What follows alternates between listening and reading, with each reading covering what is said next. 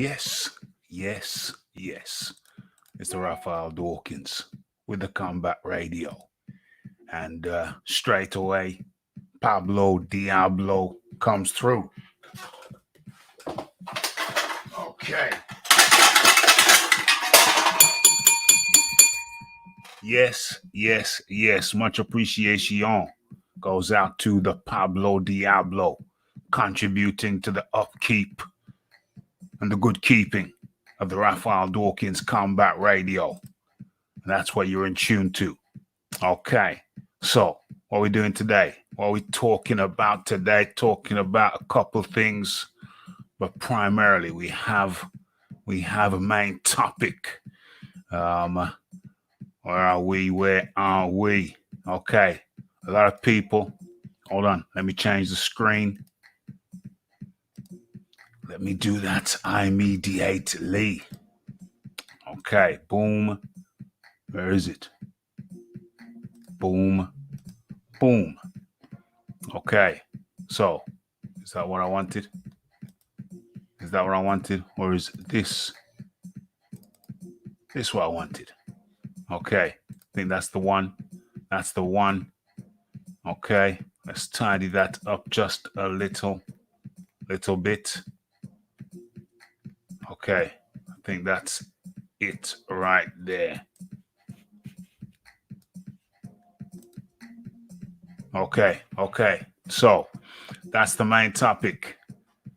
Fury's UK boxing license. There seems to be a lot of misunderstanding around it. What's going on here? What's going on here? Okay. So we're going to have to chop this one up. A lot of misunderstandings. We're going to have to straighten it out. Okay. So let's drop that. And let's say hello to the people in the chat. We got the Wizard Sleeves. Being a champ twice, never defended once. I rest my case. OMG. Wizard Sleeves not messing around. The Pablo Diablo appreciation donation to the Combat Radio Nation. Let's not dawdle now, shall we? The house is called to order. Got to go to work at 6 a.m., mate, so we'll catch up on the replay. Much appreciation, the Pablo Diablo. The H Money up in the building. The H Money doing the PR rounds. Yes, yes, yes. The Leighton Evelyn. Yes, yes, yes, up in the building. Rafi, drop the link, please. Yes, yes, yes. Stick around for a couple of minutes. Stick around for a couple of minutes while I get the warm-in video underway. Or as a matter of fact, rat-tat-tat-tat, do we even need a warm-in video or do we just get straight into it? Damn. I think we're going to dispense with the warm-in video since H Money wants to talk right away. I was going to refill my cup, but I think I'll get through with the beverage, with the amount that's in my cup. Okay, let's give this a shot. BG London up in the building. Okay, where are we? Let me drop the link in the chat like so. And boom, there we have the link in the chat. Okay, let me drop this music. It's distracting me, the Rafi. The Rafi likes it melodic. Okay, that's much better. Much less intrusive. Let's get another pickup here. Let's stop sharing that and start sharing this. Where is it? Is that the one? Boom. Okay, let's go here. Let's enlarge this. Okay, let's resize this. Let's have a look how this is fixing up on the screen. Okay, so let's do it. Okay, so I've been seeing a lot of our American friends questioning or actually stating that Tyson Fury doesn't have a boxing license in the UK. And that is, of course, incorrect. Tyson Fury does have, well, no, let me rephrase that. Many of our American friends feel as if there is some lawful impediment stopping Tyson Fury from having the UK boxing license. That is in fact incorrect. There is no current lawful impediment stopping Tyson Fury from getting a boxing license. Okay, so let's have a look at the timeline. Shall we have a look at the timeline? Okay, yes, why not? Let me find. Okay, so let's have a look at the timeline. Boom. Impromptu sound check. What we got here? What's going on in the chat? Can he not use his ballroom dancing license? OMG, Wizard Sleeves ain't easing up, not an inch. And Aaron Daly is up in the building. I tell you who else is up in the building. It's the Leighton Evelyn. How do you do? Yeah, I'm good, Raph. I'm all cool, bro. Yeah, you're gonna have to kill that background. Yeah, it's gone. Okay, good man. So the Leighton Evelyn is up in the building. The James Jameson is up in the building. More calling Orson, and of course the lovely Lisa Bayliss is up in the building. Okay, Leighton. Let me just get into it with you then. Okay, so there's a big misconception. That there is some legal impediment stopping Tyson Fury from getting his license. And I put it to you, Leighton, there is actually no legal impediment stopping Tyson Fury from getting his license. And I'll tell you for why. We'll go through this.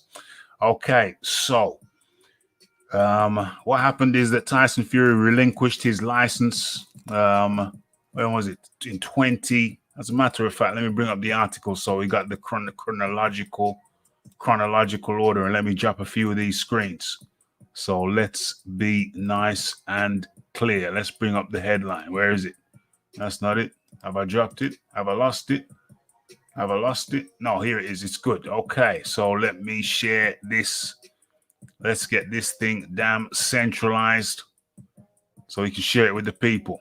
Okay, let me share my screen. Boom.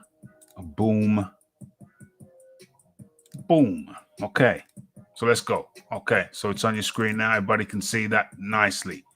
Okay, so Tyson Fury's fight could still take place in the UK with the Gypsy King free to reapply for a license. Okay, so the British boxing fans have been given a glimmer of hope that one of the two Tyson Fury versus Anthony Joshua fights could still happen in the UK. Okay, so WBC's Fury ripped up his British Boxing Board of Control license before his brilliant display, his win over Deontay Wilder, and vowed he was done with fights in the UK. And there we see Tyson Fury giving Deontay Wilder one of his swipes. The right glove looking nice and snug there. Okay. Right, so there's the article. Okay. But the British Boxing Board of Control, who the 31-year-old has had repeated run-ins with, would welcome him reapplying for his license. A source said Tyson returned his license as he chose to fight in America. Okay, so let's get that clear. Tyson handed back his license because he was choosing to fight in America. Remember when he got the deal with ESPN? He, like anyone else, is free to apply for a British Boxing Board of Control license. So, if Tyson Fury and Anthony Joshua have agreed a contest, then it could be great for British. Yeah, we all know that.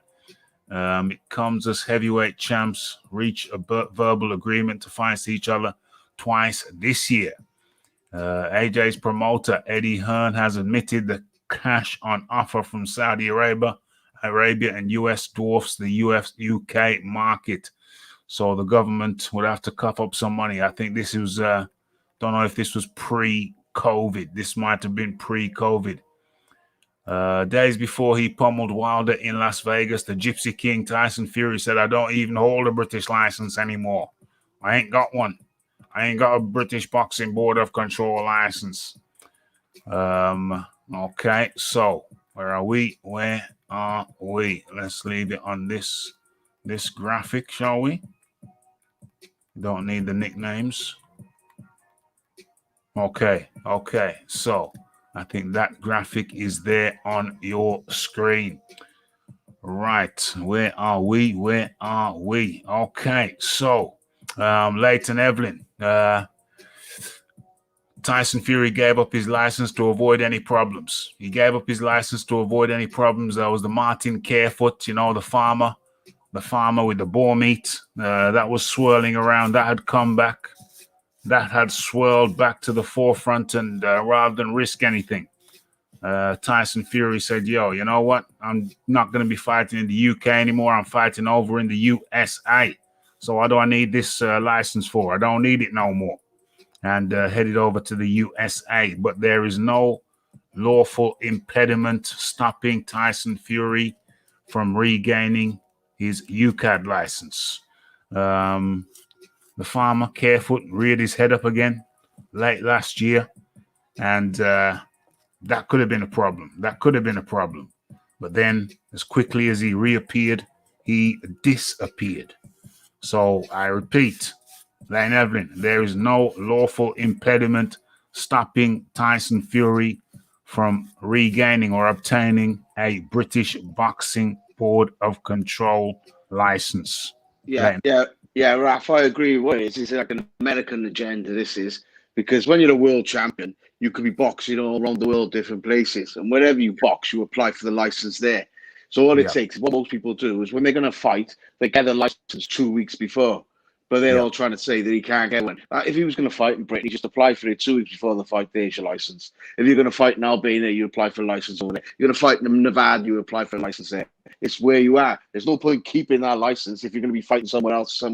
Just an American agenda trying to say you can't get a license. Of course, you get a license. 100%.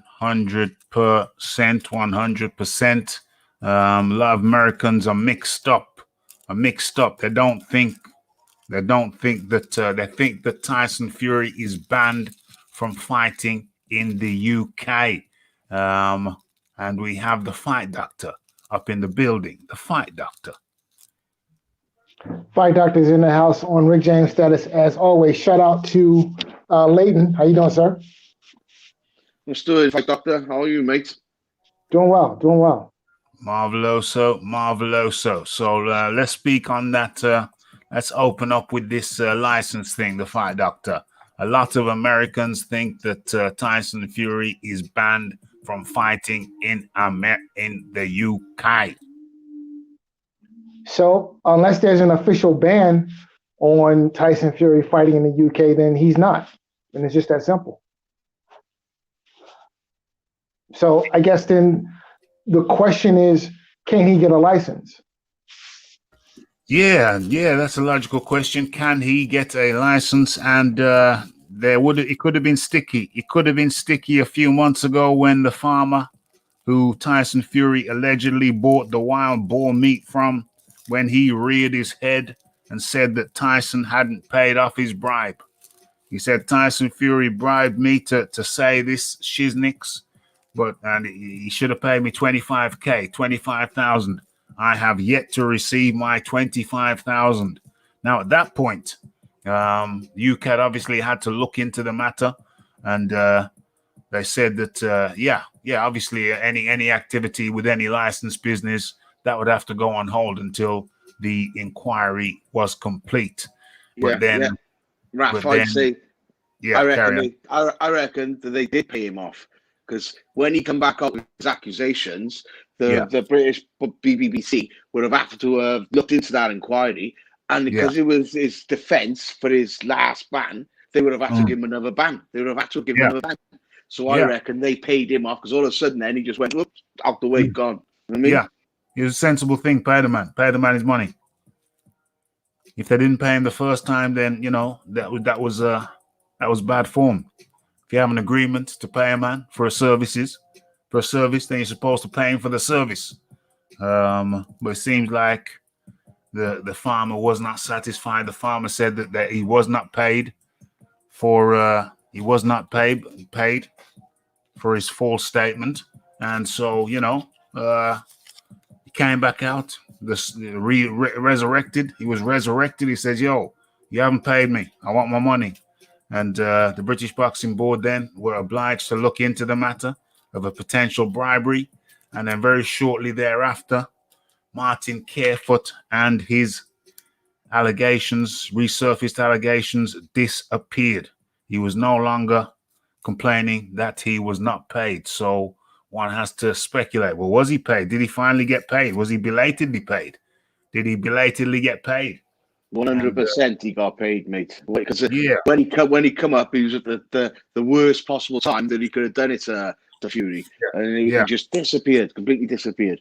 So it looks like some kind of agreement was reached, and so, make a long story short, now there is no lawful impediment stopping Tyson Fury from getting a license if and when he applies for one. The Fight Doctor.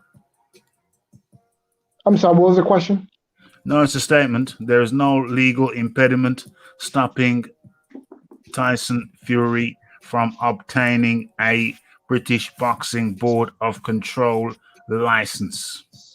So I'm actually, not really well versed on how the politics of boxing is, as far as getting a license is concerned, how that works in the UK. I'm more familiar with how it works here in the States. But now here is what I can say. The question being, when Tyson Fury turned in his license, if you will, when he did so, did he leave a foul taste in anyone's mouth? Right? He just handed his license in. He said, "I'm fighting in America now. I'm not going to need the British license." So, boom, there's your license. No, he didn't hand it in. It got an expiry date on it, and he just didn't renew it. So that's what. No, I think he physically sent it back before it expired. No, because that's what happens. You got to keep renewing it, and if you don't renew it, then it just runs out like. Yeah. But the point is, I think he physically sent it back before it expired. So here's my question, right?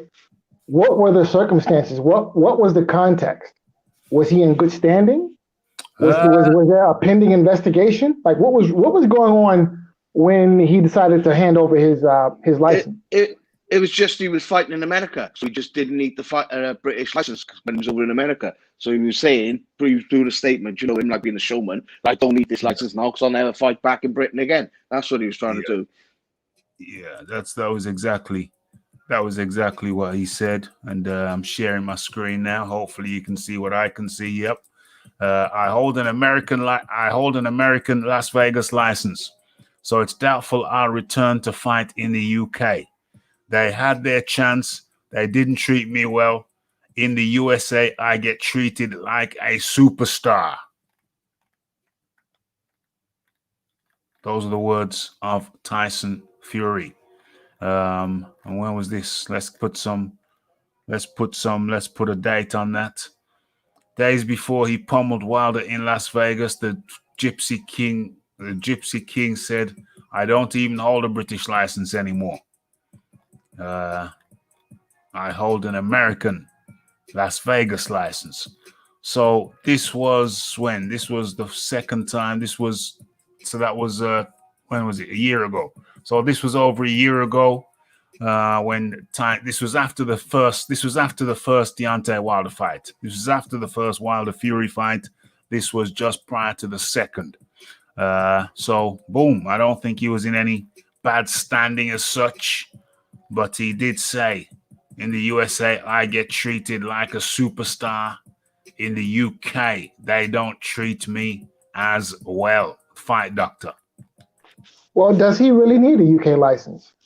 If he wants to fight in the UK. He only needs a UK license if he wants to fight in the UK. So if he fights Joshua, where is that fight supposed to happen? It could be anywhere. It could be anywhere, and he'll only need a UK license if the fight happens in the UK. And technically, Raf, you could have an Irish license, if you fought in Northern Ireland, so you could still Yeah. use an Irish license. So and if he Yeah. fights in Saudi, it'll be what is it, like the Asian license you'll need, some Pan Am one or whatever. Okay. Yeah. So yeah. He don't need. He's not banned. He's not banned from fighting in the UK, and he don't need a UK license only if he's fighting in the UK. I feel this is important. It's important that I covered this. I'll get to you guys in the chat in a moment, but it's important that I covered this because I see a lot of misinformation from some of my American brethren who are under the misunderstanding that Tyson Fury is banned from fighting in the UK. To be clear, all Tyson Fury needs to do to fight in the UK is send off for his license. The last license either expired or he sent it back just prior to it expiring. Either way, there was no irregularities with that. It's cool, perfectly cool in the gang. There is no impediment. Tyson Fury is not banned. There is no impediment from him getting a license. The only time when there was an impediment, well, the last time there was an impediment was when the farmer Carefoot re-emerged and said he wanted his money. Looks like he got his money and then he went back. He went back to the farm and withdrew his complaint. So there is no impediment for Tyson Fury getting a license to fight in the UK. This is for my American brethren, many of whom have been misled by certain channels over there, feeding you bull. Okay, so I have a question because I haven't been privy to this story. So what's the reasoning that the Americans are giving for Fury allegedly being banned in the UK? Well, basically, what happened was, while this was going on, Kevin Carefoot, I think his name, Martin Carefoot, he come out and said, because when Fury got banned and got caught taking steroids, he tried using his excuse that him and Huey had a whole boar full of testosterone or whatever and full of nandrolone or whatever was in his system. And so he got this farmer to say that he sold them wild boar, which was full of it. So that was their excuse of having the drugs in his system. So he had this ban for that, right, for not taking the steroids. And that was his whole story. But then years later, that Martin Carefoot said it was all a lie. They never done it. They never paid him. So when they said that, the British Board of Boxing opened up the whole investigation again, ready to do it again. And if they'd have opened it up and proven that Fury lied on the first one, they would have given him another ban. But he went away miraculously. And in the meanwhile, you had people in America reporting stories that he's lost his license, he can't get a license over it, which is what Raphael's explained is not true. Yeah, that's exactly it. That's exactly what it is. The Fight Doctor. Well, seems to me like it's much to do about nothing. Listen, the American press, right, and I'm not even talking about like just the boxing media. I'm talking about American media, period, right? Is fundamentally, it's fundamentally about spin. Mm-hmm. It's about headlines. It's about basically it's about attention whoring, to be completely honest, right? Mm-hmm. Like it's not the news, it's something else. Yeah. And that's true of a lot of the boxing media, not all of it, but a lot of the boxing media also, I think, in my own personal opinion, so, we have COVID going on or whatever. Maybe there isn't a lot to talk about, so people have to grasp at straws Well, to find something to talk about. Yeah, this is not so much the boxing press. This is people that I see on boxing shows. There's been a few big boxing shows, some controversial topics, and over in the US, and I keep on seeing repeatedly, and even backstage, and even online, even on the social media, I keep on seeing certain Americans making the same mistake, thinking that Tyson Fury is banned when he is most certainly not. And they think there's an issue with Tyson Fury getting a license where there is no issue. So I think it was important for me. It was important for me to come on here and share that intel information, clear up the ambiguity, to make sure that people actually are aware there is not actually a problem. There is actually not a problem with Tyson Fury getting a license to fight over here in the UK. So what's going on here? What's going on here? Okay, so let me go ahead. Yeah, carry on. I would actually suggest that a boxing license, is the least of Tyson Fury's problems. Okay, carry on. So right now they have a small window to announce the Joshua fight, right? Because if they're going to fight in June, this is the end of February. They need 8 weeks to train. They need a couple of weeks to promote. So, like, the window, if they want to do the fight in June, then the window to announce the fight for June, that window is closing rapidly, right? So, yeah, I totally agree. Right. So, if you don't fight in June, when do you fight? And above and beyond that, they're looking July. And if it's not July, if it's not July, then August. And if it's not August, then September. And if it's not September, then October. Well, if you don't, well, I'll tell you what I think. I think what the holdup is, what I really believe, is that Joshua is saying if that WBC belt ain't on the line, the fight ain't happening. And he can't guarantee that belt's going to be there. So he's making Joshua sign, and then he'll be prepared to lose that belt. Do you know what I mean? Yeah, I hear what you're saying. That's an interesting theory. Very interesting theory. I don't think it's got nothing to do with that. I think it's purely on Fury's end. Well, no, they're tidying up loose ends. They're tidying up loose ends. Now, on the Fury side, the question is, does he want a warm-up fight before the Joshua fight? That's got to be a bit of a question, but I don't think it is a question though, because he was fully aware in December if he wanted a warm-up fight, then Ajit Kabayal was there for him in December.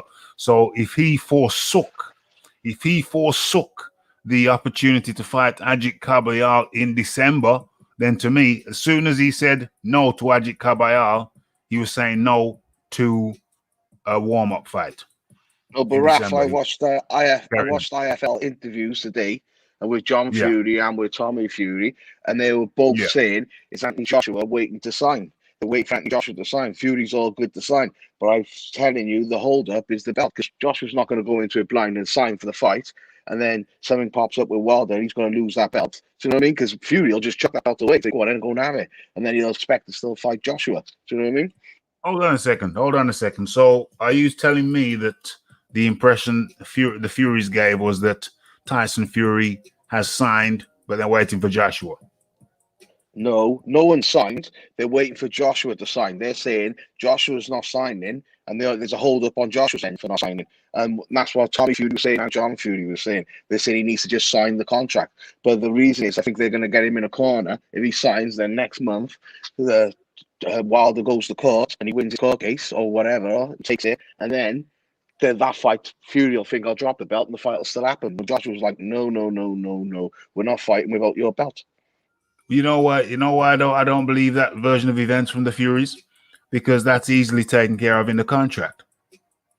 You have a simple sentence saying we will be fighting for this. This agreement is contingent upon the fact that we are fighting for this belt, that belt, the other belt, the other belt, the other belt. They list the belts. They list the names. I'm not saying it's not true. It could be true, but my issue is, well, a simple couple of lines in the contract means that they will have to be fighting for the WBC belt. You see what I'm saying, Leighton? You just made that a stipulation in the contract. Yeah, I understand that. But then say that's in the contract, then Fury won't sign. So that's why you're having this. Well, you got now, innit? Fury's thinking, hang on, no, you can't put that. Just put the thing. That's why Fury's not signing. So if I can jump in for a second, two things, right? One is the fact that they have not announced this fight. It's been a whole year since Fury has been out of the ring. You have Fury, and I think it was in June or July of 2020, going on record saying that the fight was made. And here we are 7 months later, and you have Fury basically backtracking, saying that they're no further today than they were a year ago. Wait there, fight doctor. Sorry, let me stop you there. What the fight wasn't arranged, it was just agreed to 50-50. And that's all it was agreed to months ago. Okay. But my overall premise is, like, the fact that the fight hasn't made any traction, it's still vaporware, leads me to think that ultimately Deontay Wilder still holds some leverage over Tyson Fury. And I think so. Yeah, and I think that's the sticking point. I mean, what else could it be? I mean, you have two guys who are both Brits. You can fight at home. You can fight in Saudi Arabia. No problems there. So what's the holdup? Okay, so I don't get it. If the holdup isn't Deontay Wilder, then what could it possibly be? I mean, this is the easiest fight in the world to make. And on top of that, it makes the most sense. It's the fight in the heavyweight division. No other fight at heavyweight even comes close to mattering as much as this fight does. So what's the holdup? What's the problem? Yeah, I agree, because I think once they agree the fight signed, I think you'll see Wilder then and going to court. So Wilder will go to court and he could put the brakes on all of it then. And that's what I think the Team Joshua are scared of. Do you know what I mean? Team Joshua is scared. Team Joshua is scared.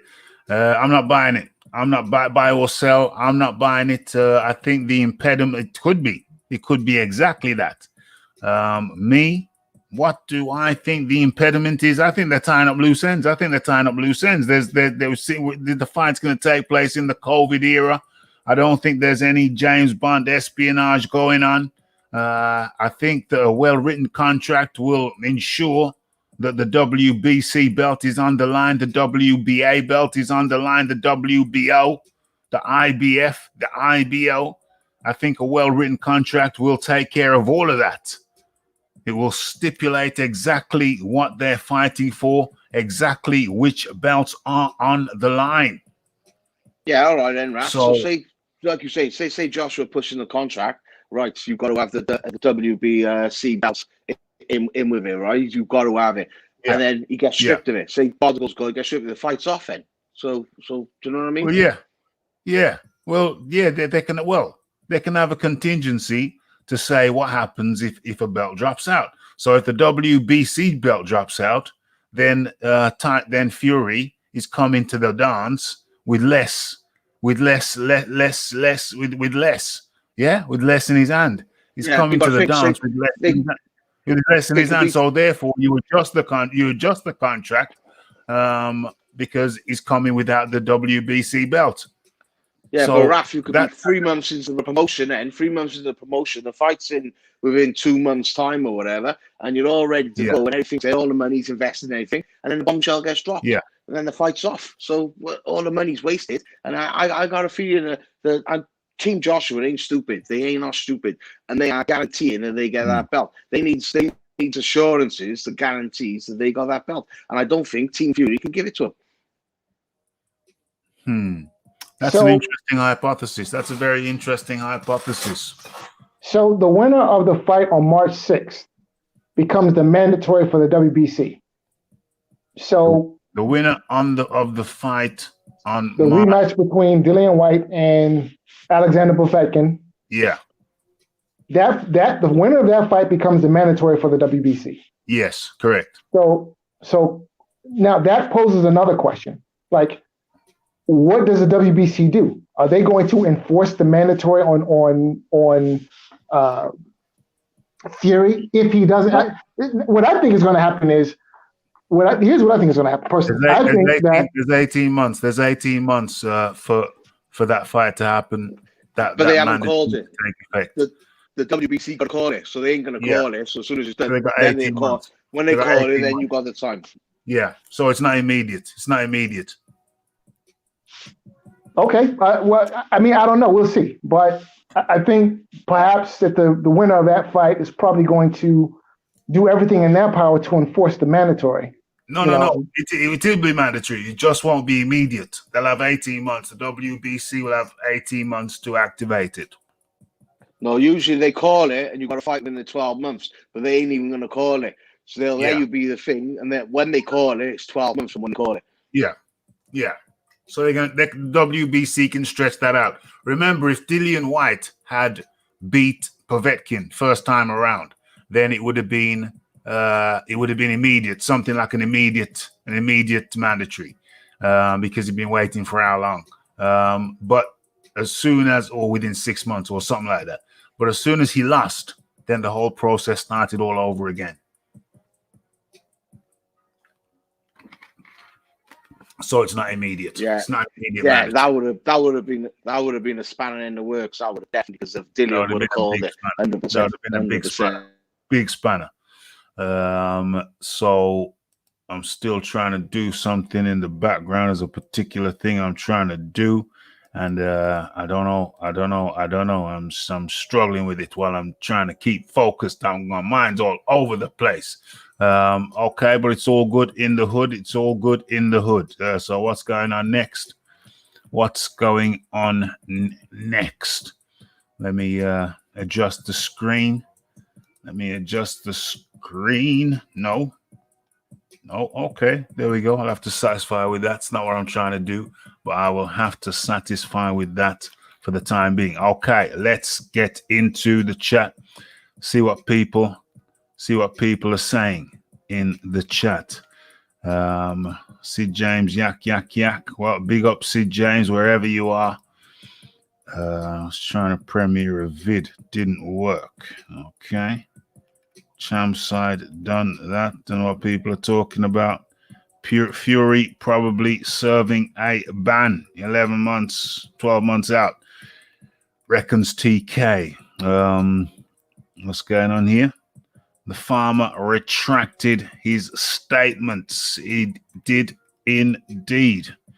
I love a wild boar sandwich. Really gives you wings. Really gives you wings.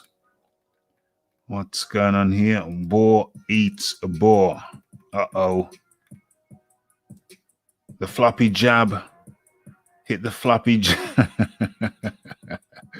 Okay. J Blues up in the building.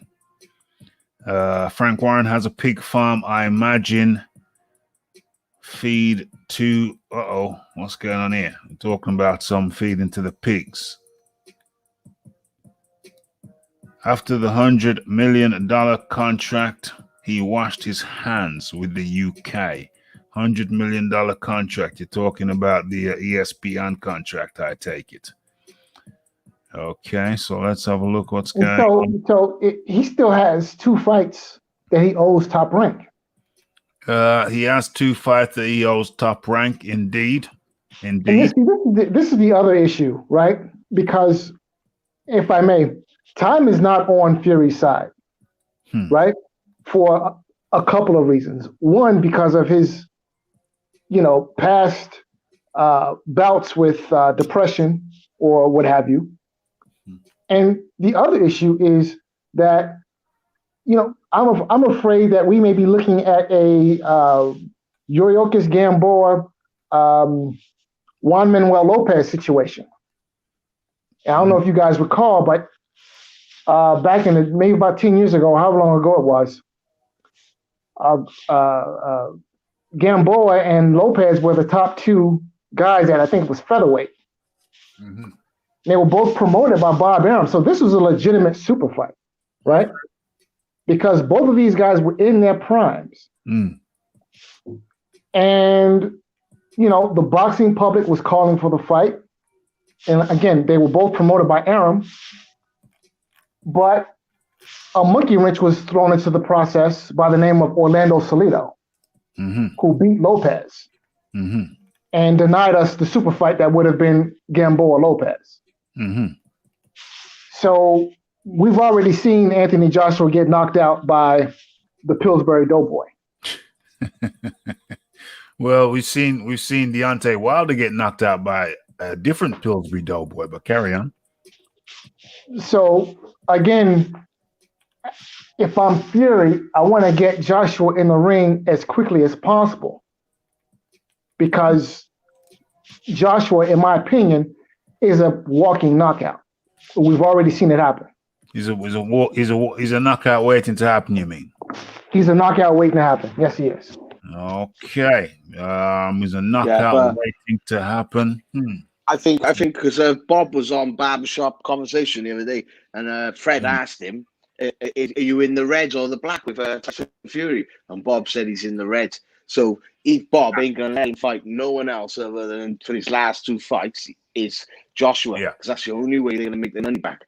You know what I mean? Boom, boom, boom, boom, boom.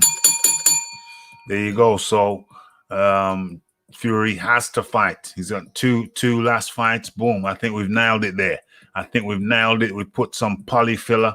We've nailed the coffin lid down. We put some polyfiller in the groove to make sure it's airtight. And I think the key thing is there.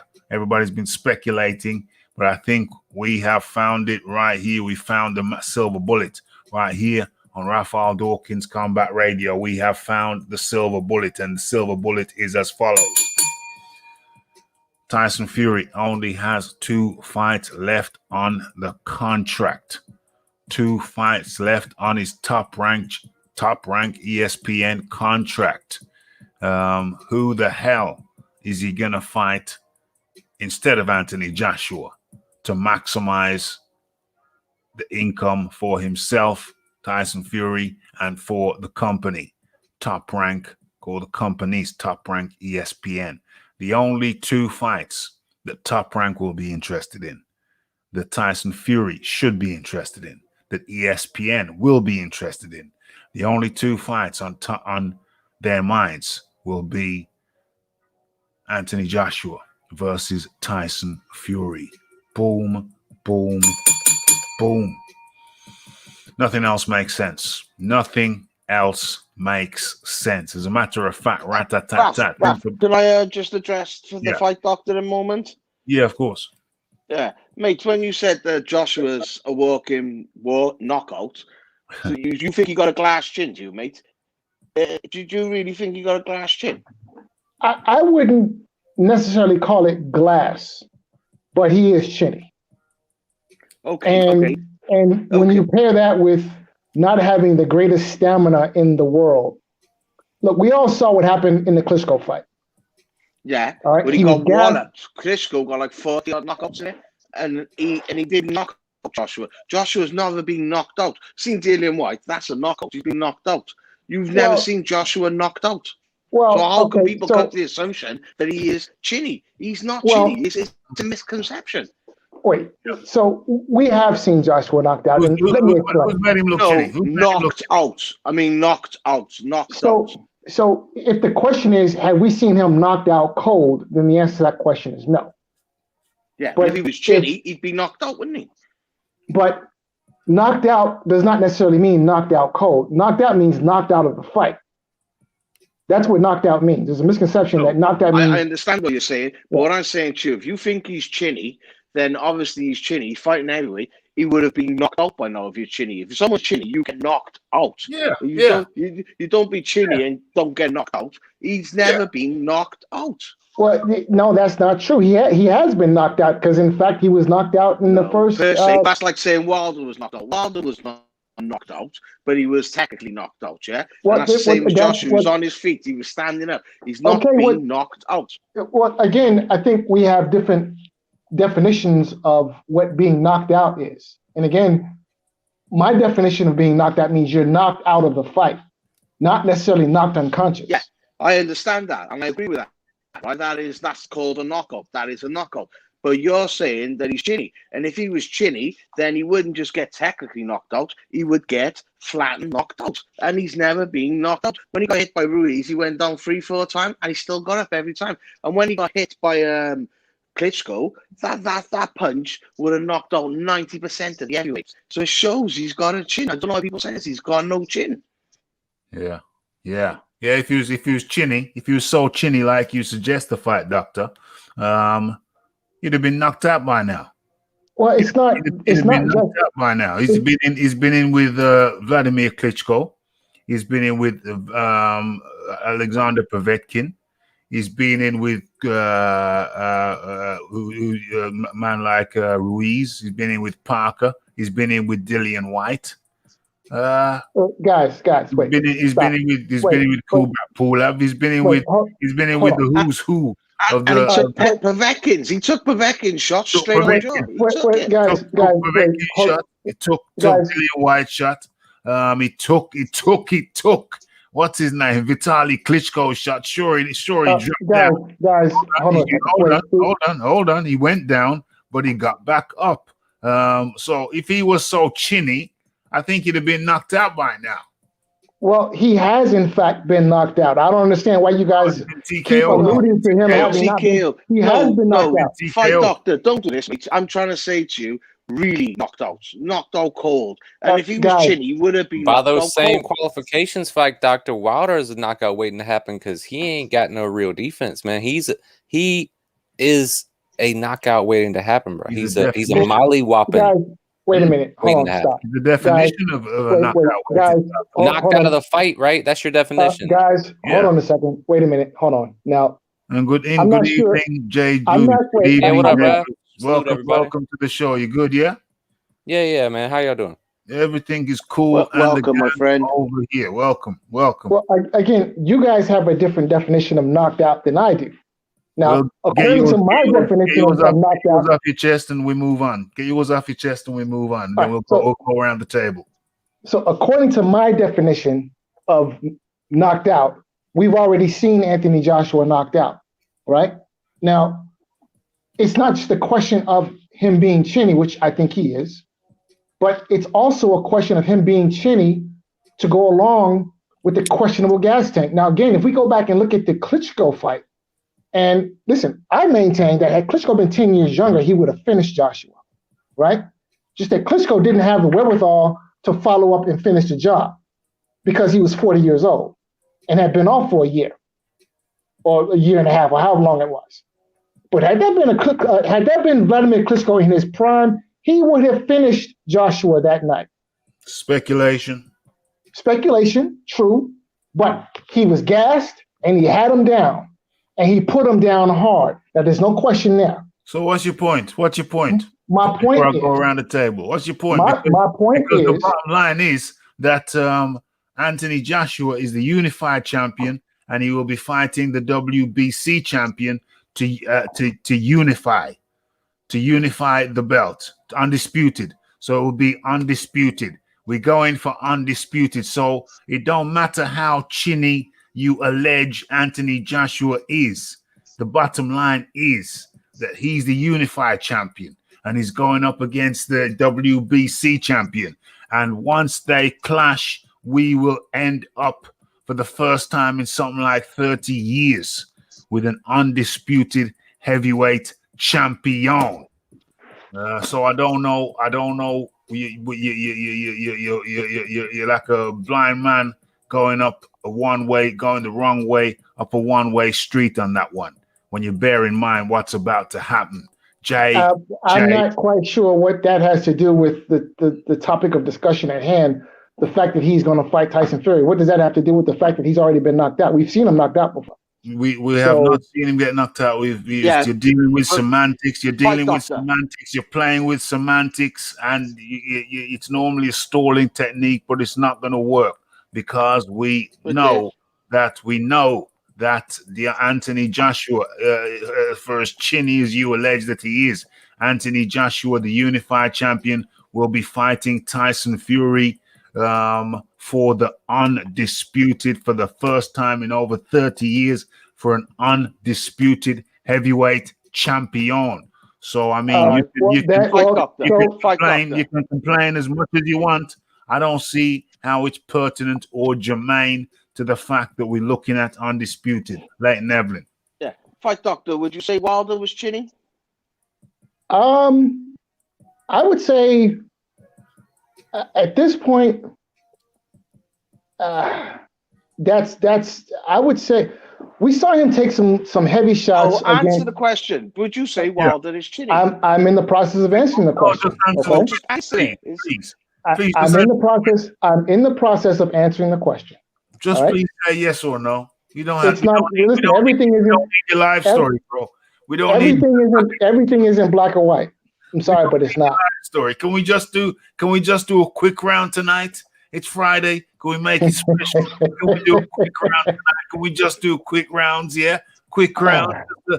Quick answers. Can we do that? Can we do that for the people? It's a Friday. Can we just do that for the people? Listen. All right. Okay. So then, yes or no? Yes or no? Mike, it's not yes it's not a yes or no question in my mind. Well, I'm asking you. Well, Joshua, you said yes or no, so I'm saying to you, is Wilder chinny? Yes or no? Yeah, you can say yes or no for Joshua. You can do the same extend the same courtesy for Wilder. Say yes or no for Wilder. You said yes or no for Joshua. Extend the courtesy for Wilder, your countryman. Go ahead. Please. Listen, if Wilder is chinny, oh my God, he's not chinny to the degree that Joshua is.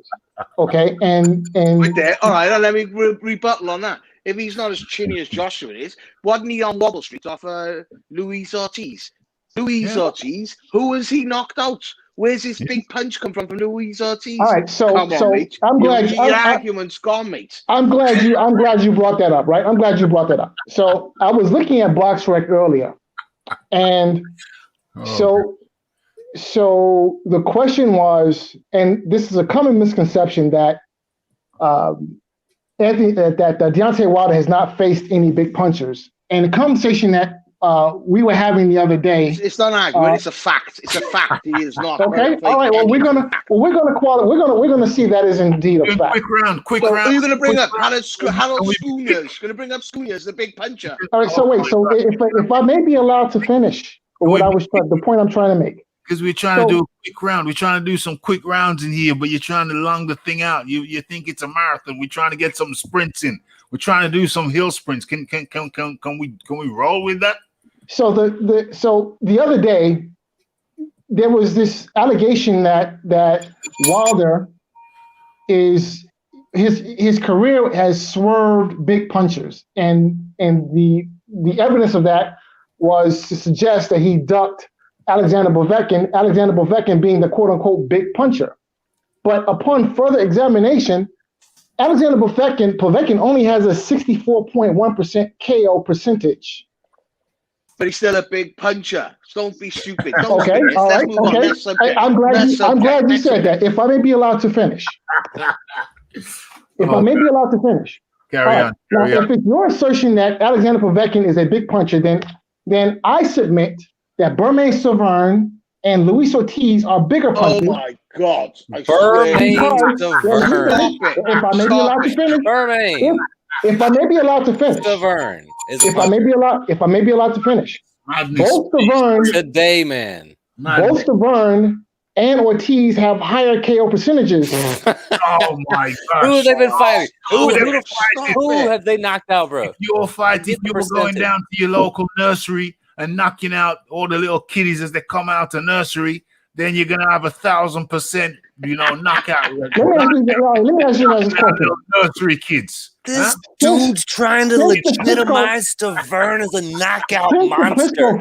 Since the Klitschko fight, guys, since the Klitschko fight, exactly who has Povetkin knocked out? Dillian White.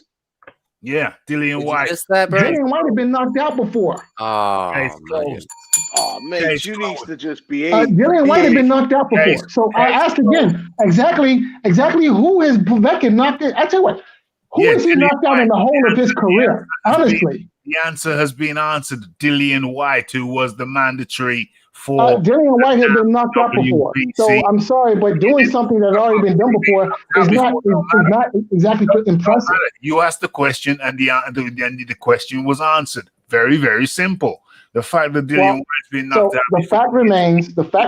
No, there. That the fact is what? The fact remains that your vaulted, exalted puncher in Alexander Povetkin. Yeah. His KO percentage we're not even talking about lower. We're not even talking about Alexander Povetkin. We were talking about Anthony Joshua being allegedly chinny. And you can't give me yes or no, can you? Well, Joshua is chinny. He is chinny. But you can't. But Walter, you want to talk about changes? Hold on, wait. Because he's lost. Because he doesn't know why we're talking about Povetkin. Because we were talking about Anthony Joshua allegedly being chinny. So what the hell are we doing talking about Povetkin fight, Doctor?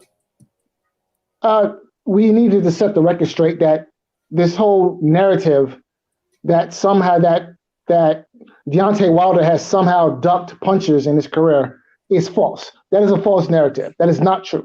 Because instead of fighting Povetkin, instead of fighting Povetkin, he was fighting Ortiz.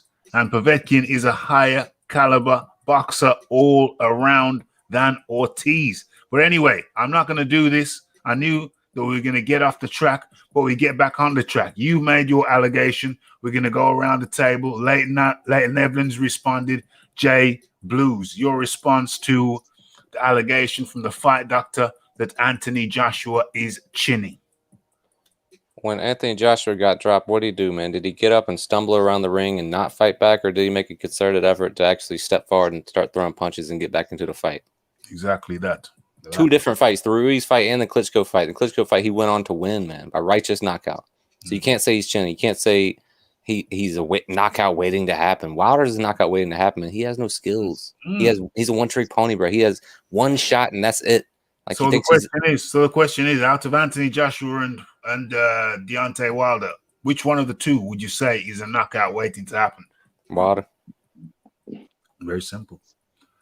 Very simple. No footwork. It looks like Bambi on ice. Gets dropped by a body shot. Just because he's in poor position. So the allegation that the fight doctor made, I think, is more fitting of his boy, Deontay Wilder, than the unified champion, Anthony Joshua. Leighton Evelyn, out of the two, who do you think looks more like a knockout waiting to happen? Well, I'll tell you straight. Joshua got dropped by two people, Ruiz and Klitschko. Big punches, both of them. Big punches, right? Wilder was on Bambi Street when he fought Bambi legs.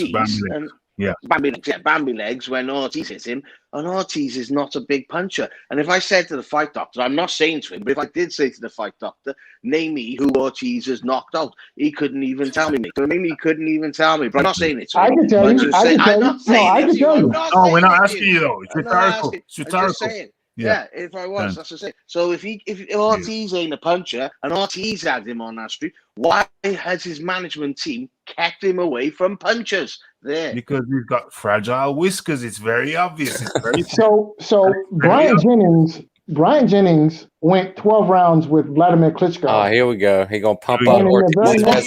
What year was it? When? What year? Can you tell me the year? This was 2015. Well, there you go. You're talking years ago, mate. So, but hold on a second. Let me finish my thought. Let me finish my point. Yeah. So Brian Jennings went 12 rounds with Vladimir Klitschko.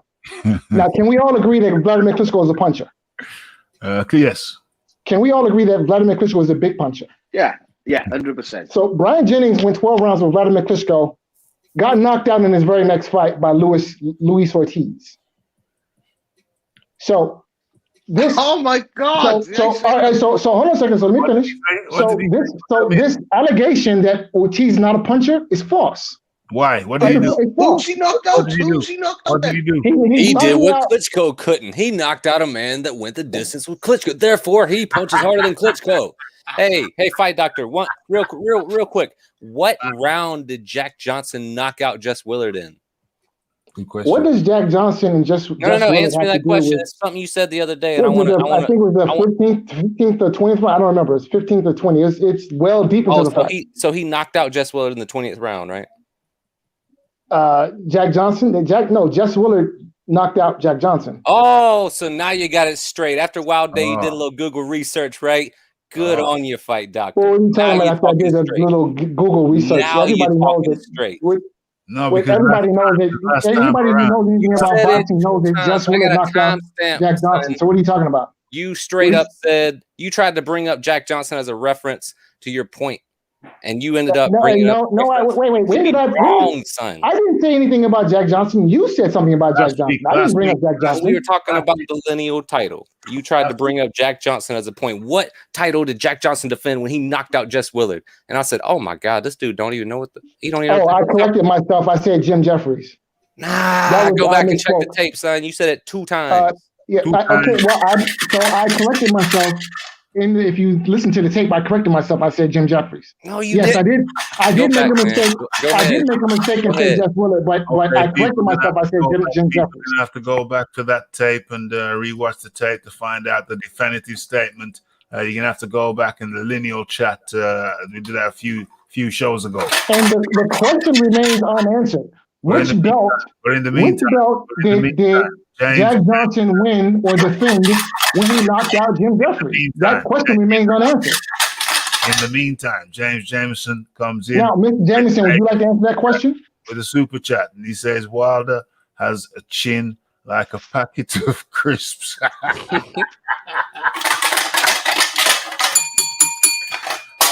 Hey, I'm sorry, not Mr. Jameson, Mr. Blue. Would you care to answer that question, please? What's the question? Bro, go do your research, man. You trying to act like you stop it. The question is. Don't pose anything to me, bro. Don't pose anything. You say wrong things. You say false things on air, and then you want to come back the very next one. Go, I didn't say that.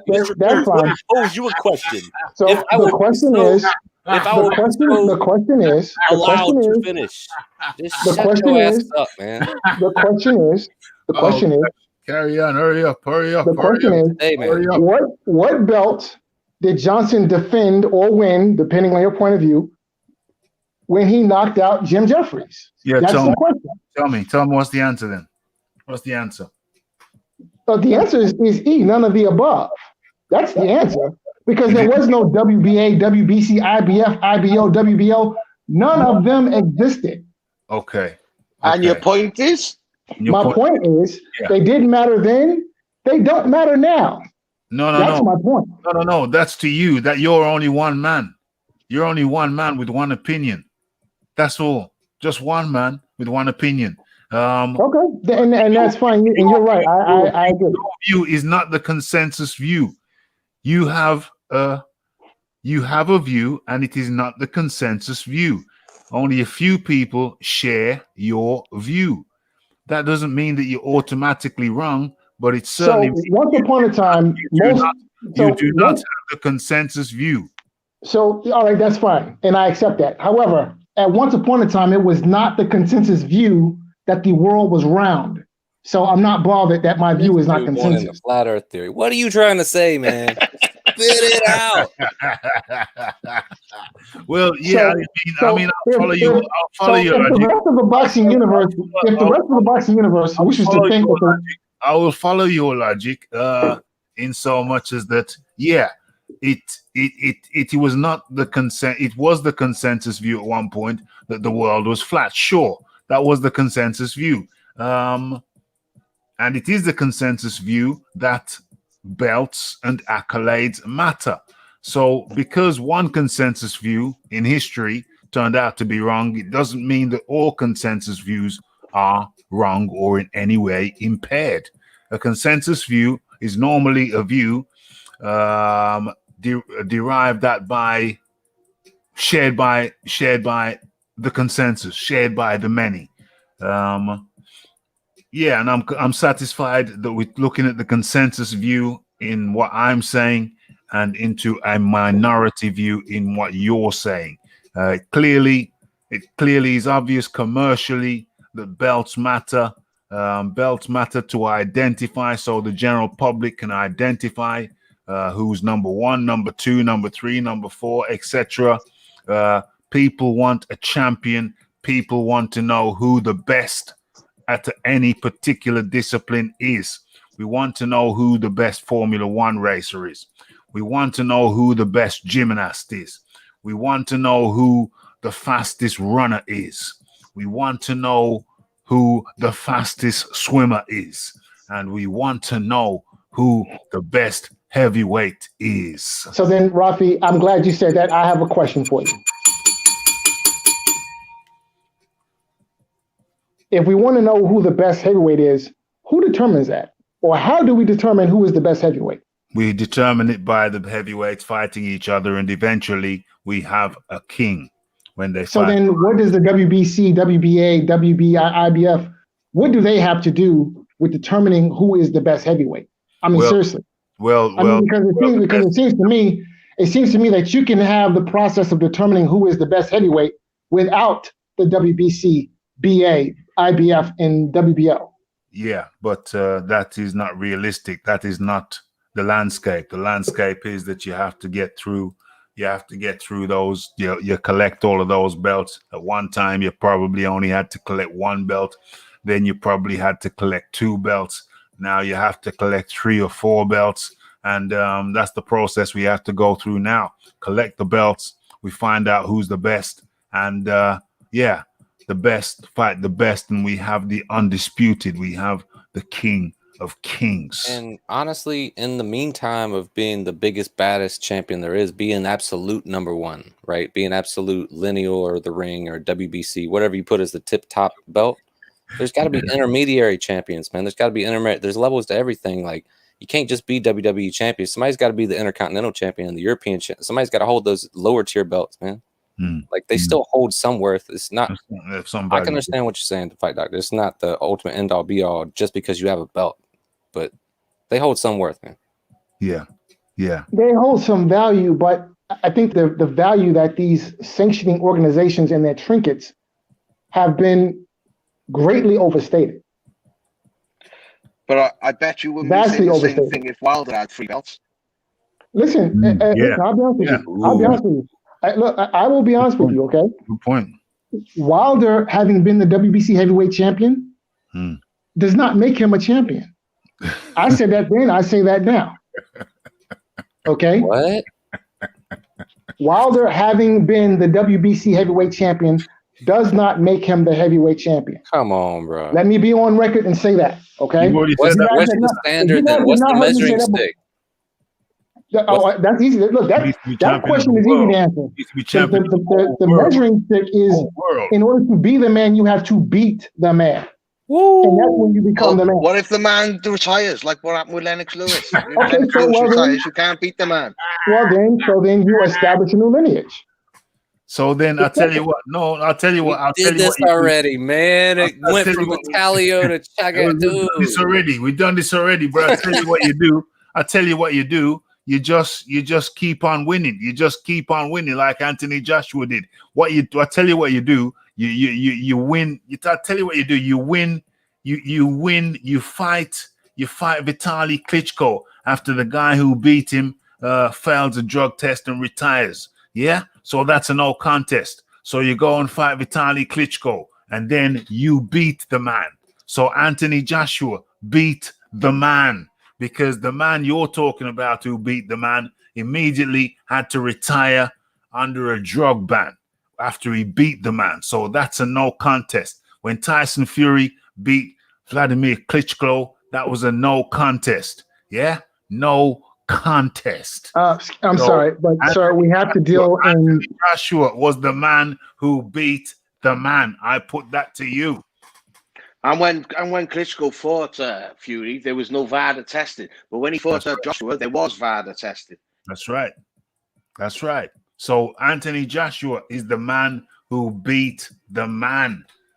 I'm sorry, but no, sir. The fight doctor. No, sir. It's there. No, it's sir. there.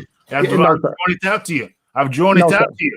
When Tyson Well, Fury beat Klitschko, Tyson Fury should have been serving a drug ban. So Tyson Fury versus Klitschko should be ruled a no contest. Therefore, Anthony Joshua was the man who beat the man. So could have, would have, should have. No.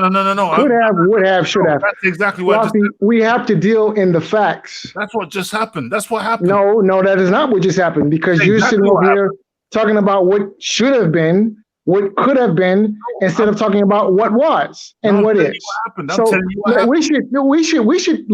we should restrict the conversation to what is and what was, and not what should have been. I'm In your telling coulda, you. woulda, world, shoulda, in your okay? world. That's all in your world, mate. It's not in the Yeah, real world. I'm In your telling you what world. happened.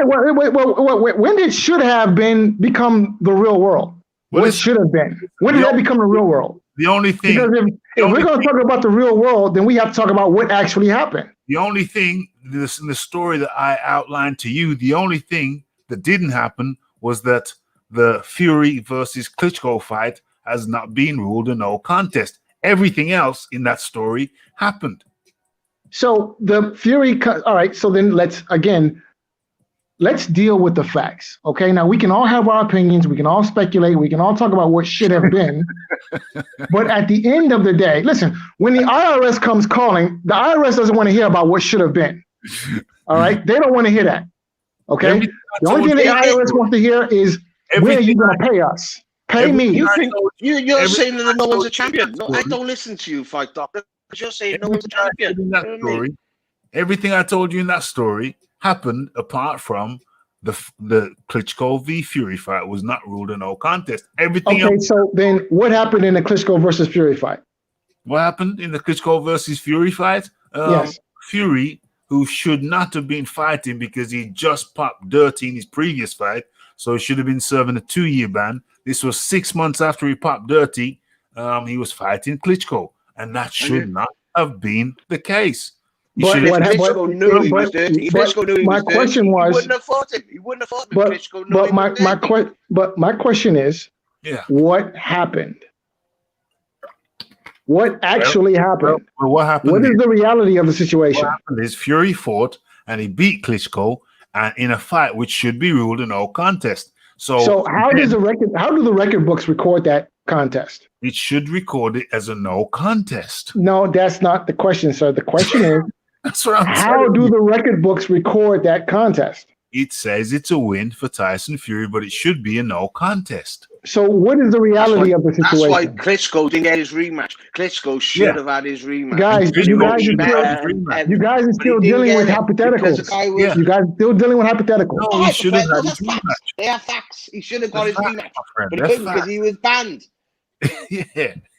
So what happened? Let's deal with the reality. Okay, now let's what happened is listen. What happened is that Tyson Fury ducked the rematches. It's very simple. Oh, my back. Oh, my toe. Oh, my hamstring. Yeah. Oh, me back again. Oh, my neck. I got to crick my neck. Yeah. So Tyson Fury ducked out of, unfortunately, shameful, ducked out of the rematches. So is that your opinion or is that a fact? He could never have had the rematch. He couldn't have had the rematch. Wait. Tyson Fury having ducked the rematch. Fury didn't come out and tell everyone that he was a drug cheat, so he just pretended his injuries. Yeah. So he knew he couldn't fight the rematch. So guys, Tyson Fury having quote unquote ducked the rematch. Is that your opinion or is that a fact? Well, the history books will tell you that he didn't rematch him, so you have to say why. My toe, my back, my toe, my neck. Right. Yeah. All right. So then, if it's a fact, fight doctor. What it is in Britain, right? When you have you fail with the WADA, right? They can't let anyone know about you. It's like a secrecy with your medical stuff. It's only yours. You're not allowed to do it. It's a law over here. Your medical stuff's personal. But Tyson Fury knew he was going to get a ban. He knew a ban was coming up. He knew he failed. Same as what happened with Dylan White when he fought Oscar Rivas. They're not allowed to release it, but they know you got a case pending. And he knew on that rematch he couldn't have fought. He knew he was going to get banned. He knew it. That's why he didn't fight him, mate. All right. So I tell you what. Let's just say, for argument's sake, that I buy the theory that Tyson Fury ducked the rematch with Klitschko. Does that in any way, shape, or it's not bite theory. It's a fact because the rematch never happened. Okay, all right. So for argument's sake, I'm going to buy that theory. All right. Does that in any way, shape, or form negate what actually happened in the fight? Well, yeah, it's got a lot to do with it. You just fought a guy who's tested positive for fucking steroids. Sorry, bad my language, rap. Tested positive. Okay, but my question. Listen. He's tested positive for steroids. Yeah, he should never have been fighting him anyway. If Klitschko knew he was positive on the last fight, Klitschko would not have even fought him. But my question is this: does that negate the outcome of the Klitschko Tyson Fury fight? Does that in any way negate the outcome of the fight? It should have been classed as a no contest. But you guys are talking about what should have been. My question is, does it negate the outcome of the fight in any way, shape, or form? Does it change the reality? Okay, I'll play your game. My question is, does it change the reality that the record book record that as a win for Fury? That's my question. Yeah, I'll play a game and I'll agree with you. Yeah, there you go. Yeah. Okay, so then if the record books record that, close win, a very close win in my eyes, but it was a close win. Nevertheless, it was a win. Go on in. Well, okay, and I agree. I saw the fight. I thought it was a close win. I thought close but clear win for Fury. All right, but now if indeed Fury won the fight, then we have to deal with the reality as it is. That Fury beat Klitschko. We have to deal with this reality. Okay, Fury beat Klitschko. So what? Well, I think that invalidates your theory that Anthony Joshua beat the man. Well, he did beat the man. Well, how is that? Klitschko was coming off a loss. Because he beat the man. Klitschko was coming off a loss. Tyson Fury retired immediately after. That's a no contest. It's not even a loss. It's not no contest. I told you that half an hour ago. I told you we didn't have to go down that road because ultimately the man Fury beat Klitschko and he immediately had to retire because he was dirty. Yeah, so he immediately had to retire. That should be a no contest. Anybody with an ounce of common sense would look at that situation and say, clear, no contest. So then I guess it's your contention that the British Boxing Board of Control has no common sense. Well, I told you, anyone with an ounce of common sense listening to that scenario would say that's a clear no contest. Well, aren't the British? Fight off. Let me explain. Over here, it's a completely different rule. Your medical information is private. It's private, and if anyone leaks your medical information, it's a court case. So you're not allowed. Why are you doing leaking my thing? And the British Boxing Board of Control haven't got that much money, and that's what they were scared of. If they were leaked Tyson Fury's information and he failed it, Tyson Fury could take him to court and bankrupt him, and that's why they give in. They let fighters do it, and then they'll come out with it, but they're too scared because they ain't got that much money. So then it's your contention that the reason why the contest, the result of the Fury Klitschko fight hasn't been overturned is the BBFC is afraid of the outcome, the consequences of such an action. Am I reading you guys correctly? That's 100%. Okay, cool. So whatever it is, cool. Whatever it is whatever it is. But the bottom line, it should be a no contest. End of. Common sense. One grain of common sense. That's all it takes to understand that should be a no contest. So the bottom line is Anthony Joshua was the man who beat the man. Boom. Well, listen, if so, all right, then I have a follow-up question. Okay, it don't matter. We already established that Anthony Joshua was the man that beat the man.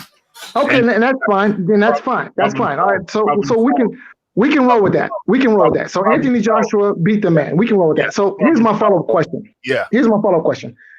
If the Tyson Fury win, quote unquote, win over Klitschko is dubious, then can't we take that same logic and apply it to his win over the draw and his win over Wilder?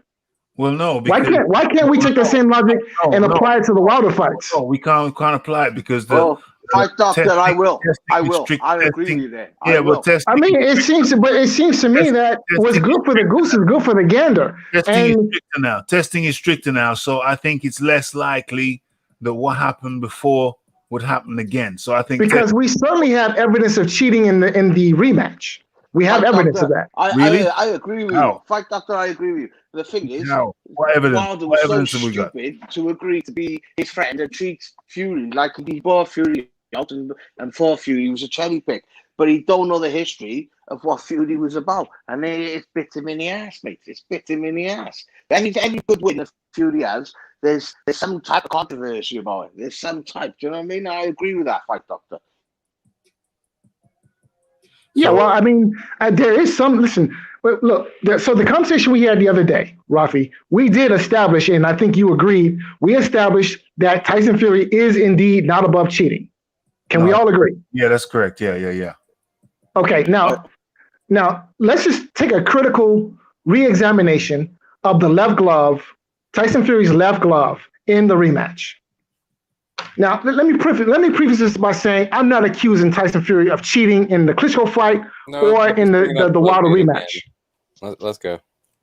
But do we have evidence, all right, of, and it doesn't have to necessarily be solid evidence, but do we have some evidence of Fury having cheated? We haven't got no evidence with the Wilder fight. There's no evidence, mate. There's no evidence. There's no evidence. If there was evidence, Wilder would have came forward with the evidence. There's no evidence. There's no evidence. There's no. So you guys are not saying that you didn't see anything suspicious with the left glove. I'm saying a speculation, but there's no evidence. There's no evidence. There's no evidence. There's no proof. There's no fact. There's speculation, yeah, but there's no evidence. There's no evidence. Oh, okay, so then wait. Then we can take that same. Then can't we take that same philosophy, that same logic, and apply it to the Klitschko fight? What evidence is there that he cheated in the Klitschko fight? Oh, there's evidence. There's evidence. No. My question is, what evidence is there that he cheated in the Klitschko fight? Drugs tests for the fight before, meaning that he had an advantage as displayed in the drugs tests. That means he should not have been fighting anybody for 2 years after. The Klitschko fight was 6 months after. We have evidence. So we have evidence that he failed a drug test. Yes. Leading up to the Klitschko fight. After the Hamer fight, before the Klitschko fight. No, leading up to the Klitschko fight.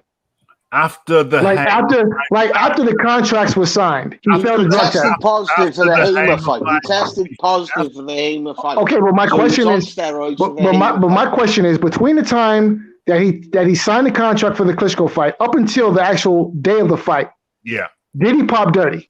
They didn't test him. Listen. There's no testing on the Klitschko. Yeah. Okay, so then all right, now he tested. If what you're telling me is that between the time that he signed the contract for the Klitschko fight, but from that time up until the day of the fight, if he did not actually pop dirty, what evidence do you have that he cheated for the Klitschko fight? For the fight before. Then they tested him on the fight. On the Hamer fight, he was 30. And then they went into this next fight, and they didn't even test him because the Klitschko's didn't know about his dirty test. So he didn't actually. He didn't actually pop dirty leading up to the Klitschko fight. He popped dirty for the Hamer fight. Well, what does the Hamer fight have to do with the Klitschko fight? That's my question. Oh my God, bro! So again, no. Listen, we have to be consistent with our logic, okay? We have to be consistent with our logic. We are being consistent. No, we're not.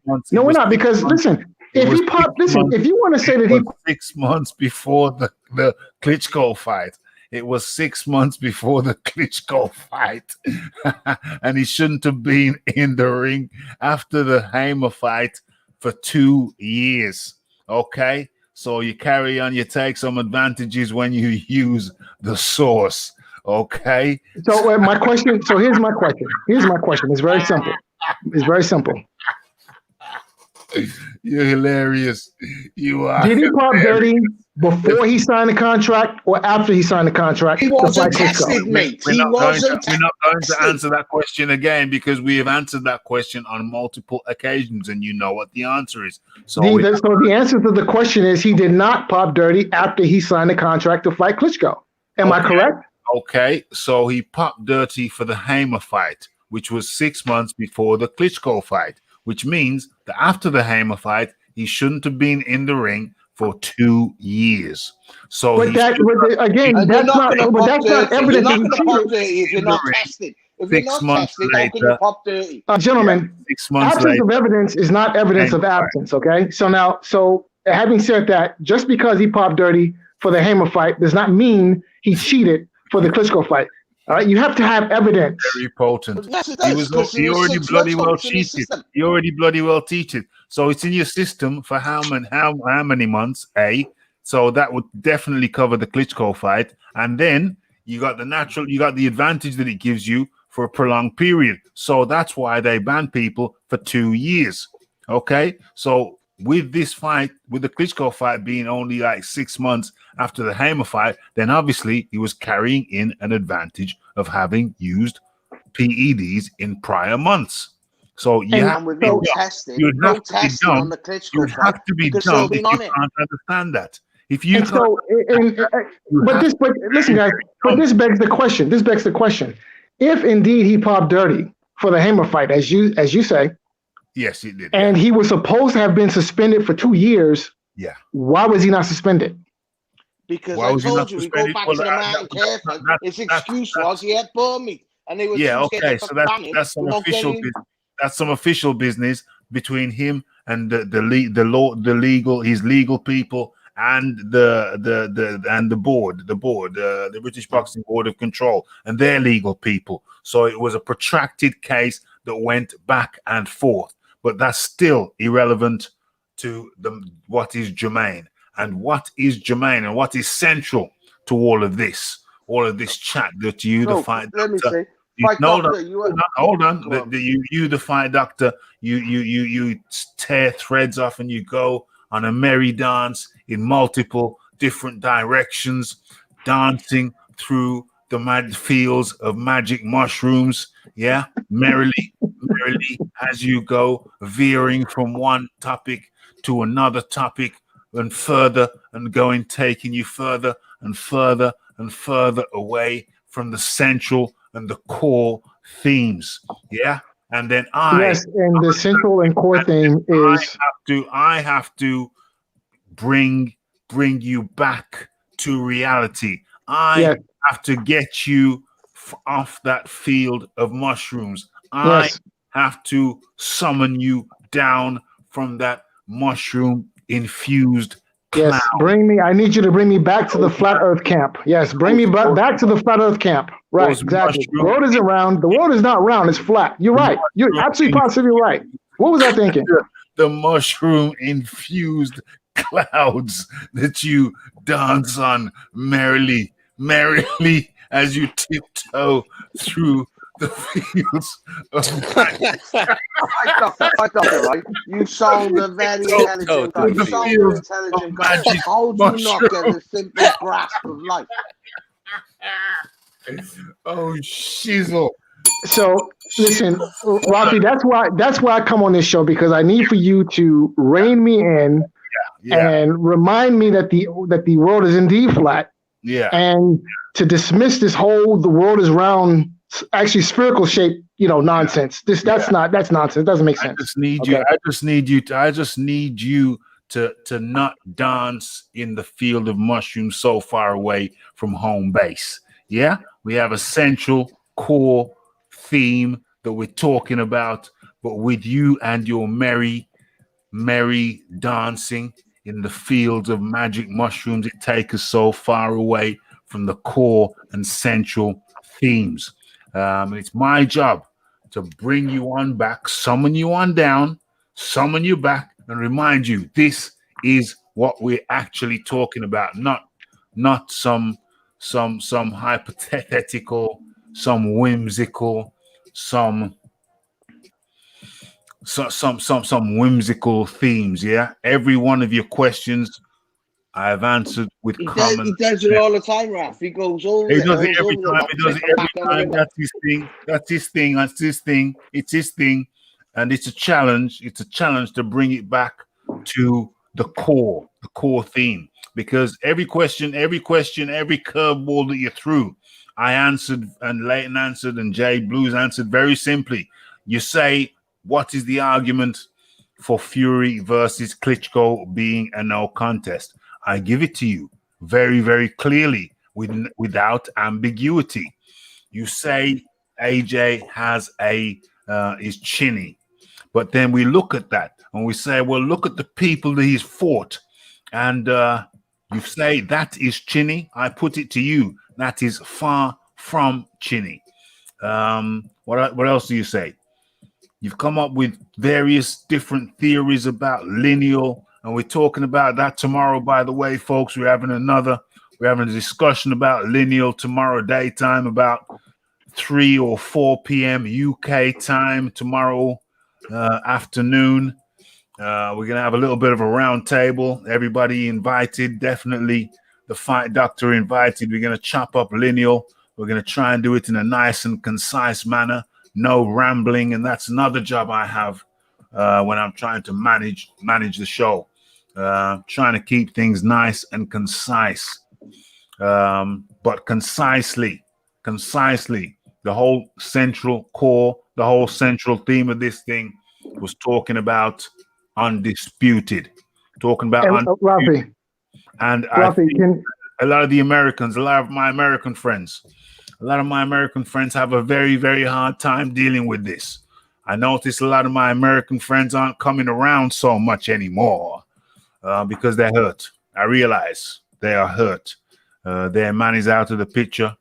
Wilder is out of the picture, and they hurt. A lot more hurt than they let on. Wait, stop. Wait, I have to interject for a second on that particular topic. The Americans being hurt. Now, you do realize that America has a long and storied history where heavyweight champions are concerned, right? Mm-hmm.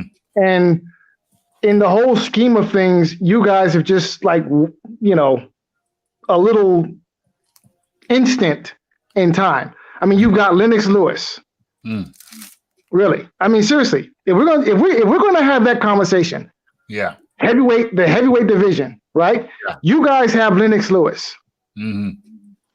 Mates, we got houses over there. One of the best they ever did it. But once again, what's your point? My point is that even given the current sad state of American heavyweight boxing, we have Muhammad Ali, Joe Louis, Sonny Liston, Mike Tyson, Larry Holmes, the Eastern Assassin, Jack Johnson, Jack Dempsey. We can go on and on and on. So us being hurt, I take issue with us being hurt. We're not hurt. We're not hurt. It doesn't mean just because we might be in history don't mean you're not hurt. What I'm saying is that I feel a lot of hurt coming from the Americans. I feel a lot of hurt. 100%, Raf. Well, if you're feeling a lot of hurt coming from the Americans, it must be the Americans who do not know their history. I'm well aware of our history. We're talking current.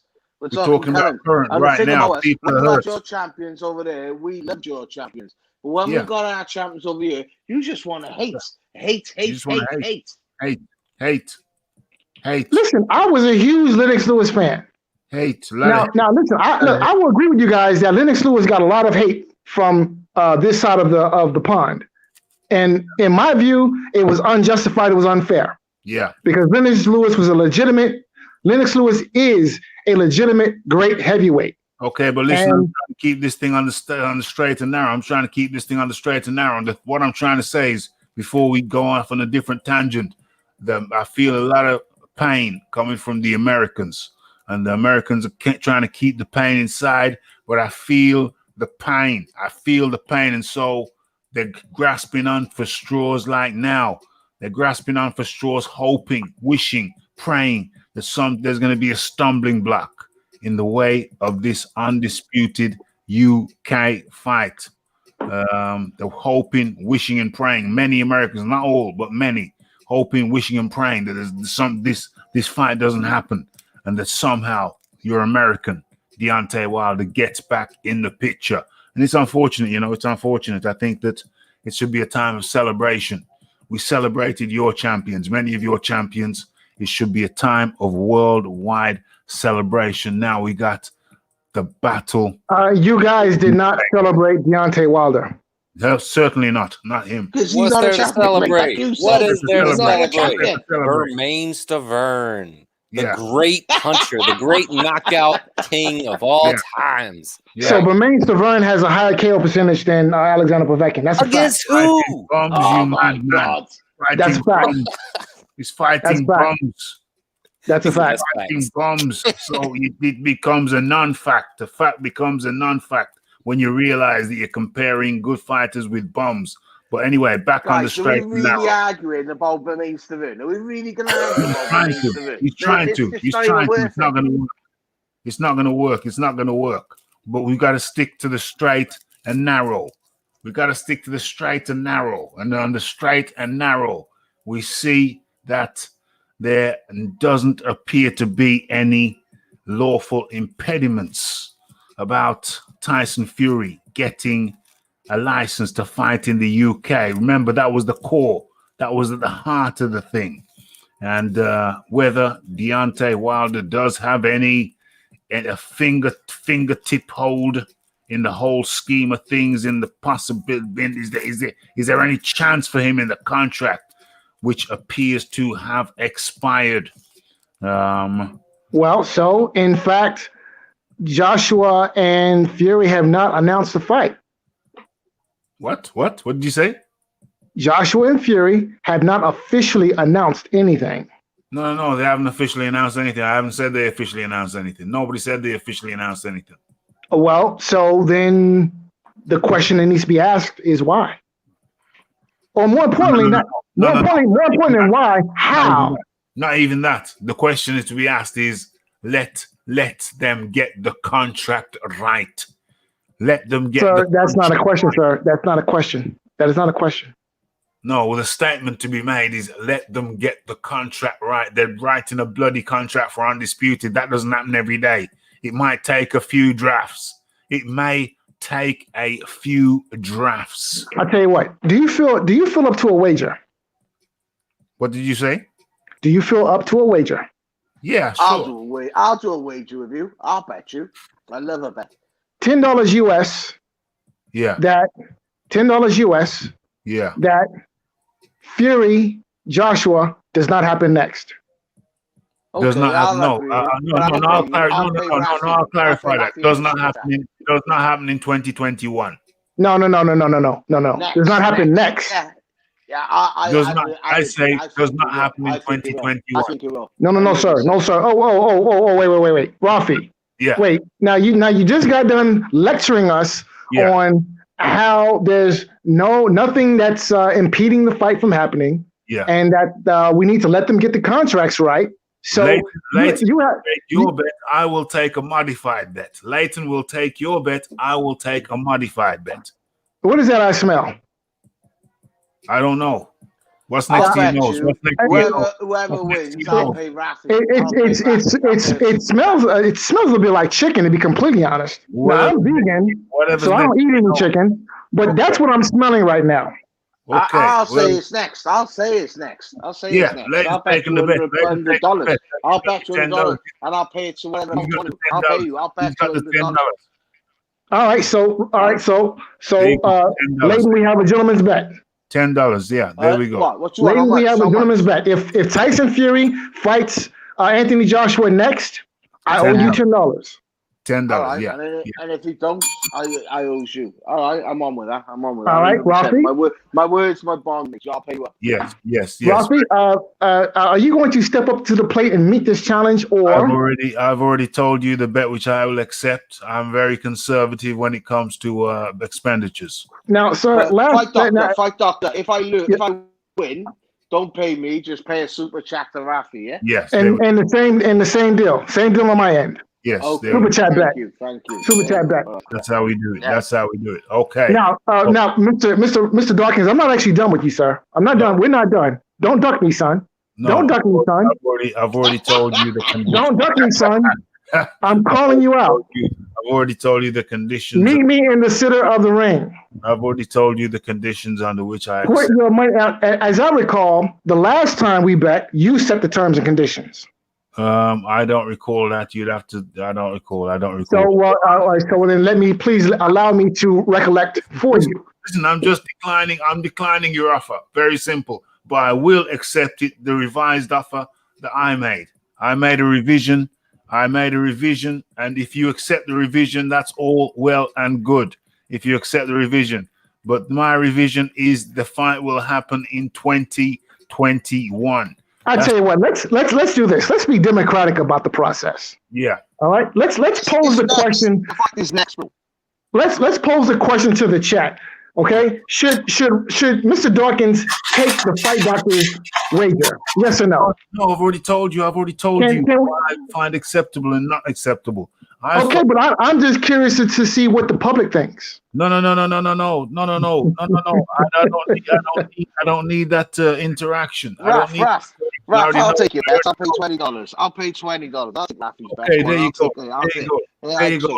I'll pay $20. Oh, now see, I'm disappointed. You pay 10, I'll pay 20. No, I'm disappointed. I'm really disappointed. Lane's taking the bet. Okay, we got you. I'm disappointed. I'm truly disappointed. James Jameson comes through with another super chat and says, Doctor, I'll bet you 20 British that AJ beats Fury. That's a different bet. Bet. I don't know. My money might be on Joshua. The way things are going. That's a different bet. Joshua got a glass chin. He got a glass chin. How's he gonna win? Got a glass chin. So what the hell? How does that work? Wait, hold on. I didn't say he had a glass chin. Well, first of all, Raphael, I'm shocked and I am disappointed that you had to let Mr. Evelyn step up. Get over it. And fight your battles for you. So I'm a bit disappointed. And the second thing is, I did not say that he had a glass jaw. I said he's chinny. The difference. Chinny. Same thing in it. Same thing. Tomato, mate. Chinny, chin. But now at the same time, objectively or subjectively, I don't think that Fury qualifies as a big puncher. I mean, he doesn't really like to sit down on his punches. And above beyond that, I don't think that he stopped your man. Wait a minute. Wait. Hold on a second, guys. Wait. Hold on a second. Wait. First and foremost, Wilder has less than no defense. Okay. So if you're just going to stand in front of a guy, let him well off on you, then yes, you're going to get knocked out, even by a guy who's feather-fisted. So I don't understand why does that even matter? So yeah, he got knocked out. Wilder has horrible defense. So he gets knocked out by a guy who isn't a puncher. Well, if you just stand in front of a guy, let him tee off on you, well, guess what? You're going to get knocked out. Listen, Larry Holmes is not the biggest puncher that the heavyweight division has ever seen, but he was able to knock guys out because he was able to put hands on guys. Hold on. Let's bring this back home. Because I fear we've traveled far and wide. On this one. I fear we may have lost or gone too far away from the central core and the central things. It's been good travel. It has been good travel, but we have to bring this thing back home. And pure and simple, in the simplest terms. This really was to let our American friends know, the Americans who don't know, that there is no lawful impediment in Tyson Fury getting a UK boxing license. There is no lawful impediment in the simplest terms. What that means is that... Wait a minute. Actually, now that I think about it... Excuse me. Let me finish what I'm saying. And that means in the simplest terms, if Tyson Fury applies for a license, well, Tyson Fury only needs a license if he's fighting in the UK. And he hasn't been fighting in the UK. That's why he didn't need one. If Tyson Fury does fight in the UK or lines up a scheduled fight in the UK, then he will need a UK license. At that point, he will apply and receive a UK license. This is really... I don't think that's the fact. I don't think that's the fact at all. That carry on. What you All just right. Now, based on the argument that you just made, right? He should have been banned after the Hamer fight for years ago. popping dirty. All right. Yeah, years So ago. if that's indeed the case, if that's indeed the case, then It was a why 2-year ban. can't? It's a 2-year ban. Okay, but my question to you is, why can't that still be the fact now? He's a 2-year ban. He served the They ban. never imposed. He had the ban. He had 2 years He's had the ban. Did the BBBC ever officially impose a ban on him? Of course. Yeah, That was a that's ruling. how they let him back. That was the ruling. They He's said had the ban. he retired and he went for 2 years and they said, there you go, you served a 2-year ban. That was the sentence. And then he come back because he knew he'd done his 2-year ban. Yeah. Okay. All right. Well, I was not privy to those facts. Now I know. Oh. Okay. Now, If indeed he was banned by the British Boxing Board of Control, they Google search away. You just tap into Google, boom, it comes up. It's not mystery. It's not anything mysterious. It's a fact. Okay. That's why he retired, Fight Doctor. Fight Doctor, he retired because he knew a ban was coming. So he retired, and then when he tried to apply back after 2 years, they said, okay, you've done your 2-year ban. We'll officially give you a 2-year ban. Now you can come back. Okay. Well, now I know. Okay. Now I know. Okay. Well, much knowledge has been delivered. Reptile Lifestyle comes through with the $5 super chat. Much appreciation. Antidextrous, orthodox, switch hitting, floating mover. Fury will reign again. Drafts back and forth, and WBO sorted, and DW seeking compensation on it. Dame, with the picture of Thomas the Hitman Hearns there. So we've had super chats from Reptile Lifestyle. We've had super chats from the Jameson, and we've had some more super chats. We've had some more. Raph, let me ask that guy who's a Tyson Fury fan. If Fury's so fast, because everyone, I'm fed up of this. Everyone's saying Fury's so fast. Fury's fast. He's much faster than Joshua. Did you see how fast he ran into the sea? Did you see how fast? When Joshua can do 100 meters in 10 seconds. Yeah, he's faster than Joshua. He's fast, allegedly. He's faster than Fury's faster than the speed of light, if you would believe what some people try to tell you. And I'm in a different window and I'm trying to look for something and I have no damn idea what the hell it is that I'm trying to do. But you know what, guys? And ladies in the chat, I'm sure there's some ladies in the chat. Gentlemen, ladies and gentlemen, I am convinced that we've done what we came here to do.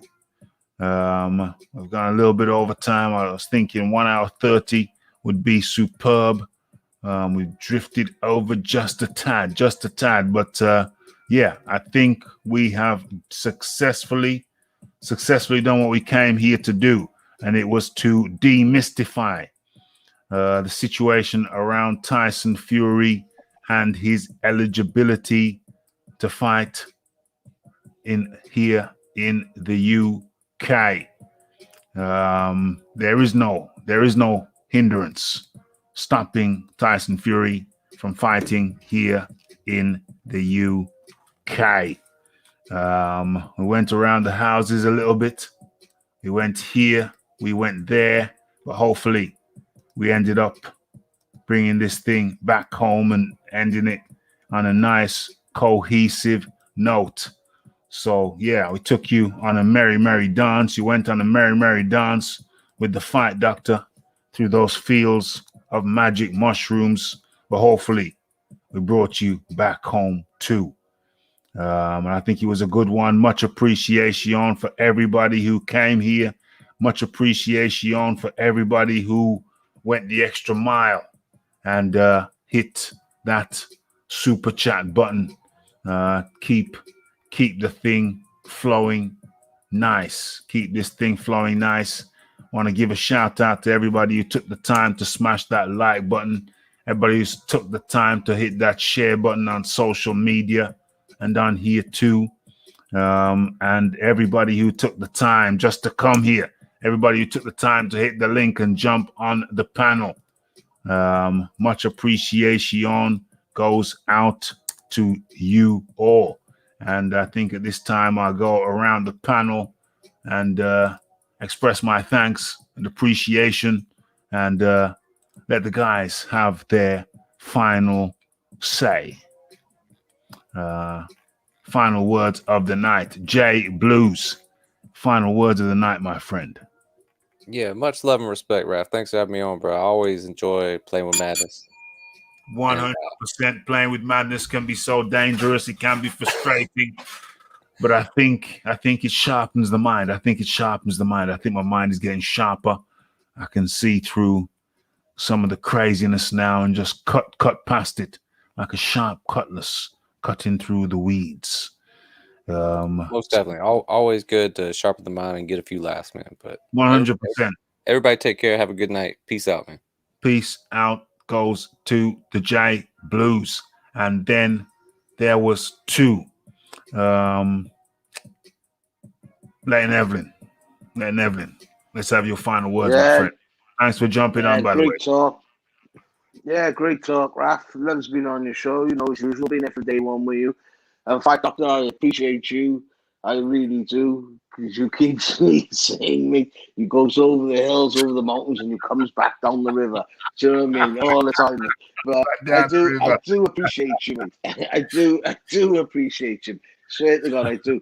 And for what it's worth, Raph, trust me, mate, we got that super chat off him easy. The fight's going to happen, but I'm saying the delay is 100% to do with the Wilder case. And I do agree. But Fight Doctor, love and appreciate you all the time, brother. I know we don't agree, but I appreciate you. And that's what Raph, enough respect. Good night, boys. Much appreciation, Leighton. Much appreciation goes out to the Leighton Evelyn. Okay, and then there was two. I said, can he do it? Can Rafi play with madness again? And yes, I did. Play with madness. I played with madness again tonight, but we brought it back home. The Fight Doctor, your final words, please. Shout out to Jay Blues. Shout out to Leighton Evelyn. Love and appreciate you, bro. And I hope that you're always blessed. And it's always a pleasure to chop it up with you gentlemen. Rafi, don't duck me, son. Don't duck me, son. So I would humbly ask that for tomorrow you add the flat Earth debate to tomorrow's agenda, if you could, please, because we definitely need to finish that debate, right? Flat Earth. Flat Doctor come in with some different kind of shizzle yet again, but you know the Rafi stays central. You can't bamboozle me, take me on any flights of fancy. You know, the Rafi always knows north. Okay, so the Fight Doctor, much appreciation. The Fight Doctor will be joining us again tomorrow around 3 to 4 p.m. UK time, where we're going to be going in battle royal style on lineal. And the Rafi will be ensuring that we keep the damn thing on the straight and narrow again. So there won't be any messing around. And much appreciation goes out to the Fight Doctor. And Fight Doctor, I think you're coming. I think you're making your appearance tomorrow, are you not, the Fight Doctor? Yes, sir. So you're 6 hours ahead of us, I think. Mm-hmm. Maybe. Where are you? Chicago? I'm Central Time. Central Time, yeah, it'll be 6 hours. East Coast, it'll be 5 hours. Central will be an added hour. Yeah, so 6 hours Central. Yes. Okay, so I know what time. So I'll find you guys tomorrow. Okay, that was the Fight Doctor. Much appreciation, the Fight Doctor. Thank you very much. Thank you. Okay, and then there was one, because there can only be one. And great show. I think it's nice and concise. Hopefully it's nice and tight, nice and polite. Hopefully. So what's going on? What's going on? What's going on? I don't know. I don't know. There's so much conversations been going on. There's no way that I could keep up. Okay, so much appreciation to everyone, super chatters, people who smashed the like button, people who hit the share button, reptile lifestyle, the James Jameson, the Pablo Diablo with the first super chat of the night. And yeah, much appreciation goes out to everybody. And we're going to be back tomorrow, Saturday, around 3 or 4 p.m. with some lineal battle royal chat. Okay, it's the Raphael Dawkins. Much appreciation goes out to everybody. It's the like, it's the subscribe, it's the comments, it's the shares, and it's to see you tomorrow. It's the Raphael Dawkins, it's the Combat Radio. We are out. Blessed.